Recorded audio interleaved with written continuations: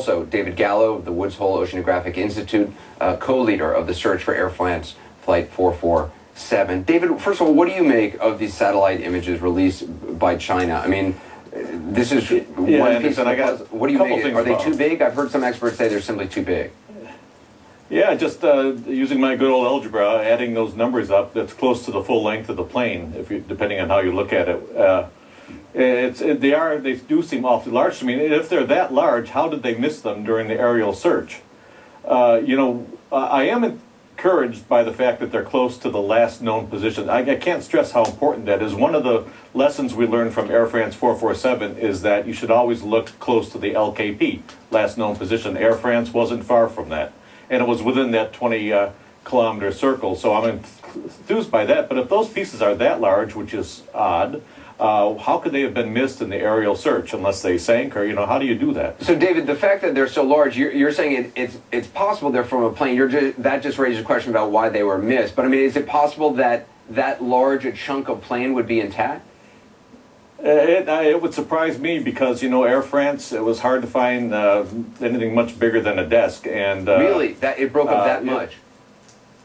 Yeah, it was pretty much obliterated into smaller pieces. But this is those are pretty large chunks of aircraft, and it would suggest that if it landed on the water, that it landed in a fairly safe way. It was a fairly a gentle landing, which brings up a whole other list of questions. So, I guess we're going to have to see, Anderson, in the next couple of hours what's reported, because I'm sure ships are on the scene by now, and certainly aircraft is out there. So we're going to have to just wait and see. And this is one lead that we can't ignore, so we'll soon find out. I talked to a naval commander. We're going to have that a little bit later on in the program, Tony. He said they'll have an update probably in a couple of hours as they know more. But Mary, what do you make, first of all, of these images? Well, I'm actually hopeful that they are images because it would end the wandering and start the work.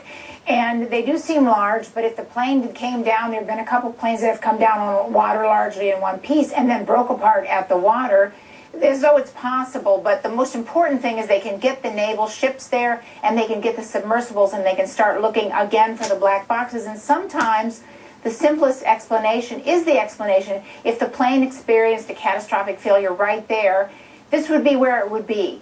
And often, statistically speaking, that's often what it is. It's a failure of the plane, and then some issue on getting the plane down, and that's where it would be. And let's hope that it can start the real hard work and end the wandering. And David, at this point, I mean, yesterday, a lot of people talked to said, well, it doesn't seem like it would have been a catastrophic failure or catastrophic incident at a high altitude if the plane, in fact, did turn around and fly a fair distance without the transponder on.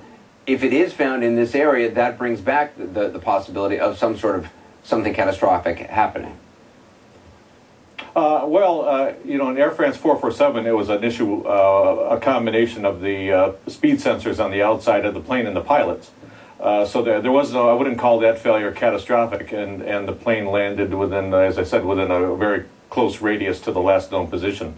So again, I don't think we're going to have those answers until we either put eyeballs on that fuselage or recover those flight recorders, the black boxes. Mary?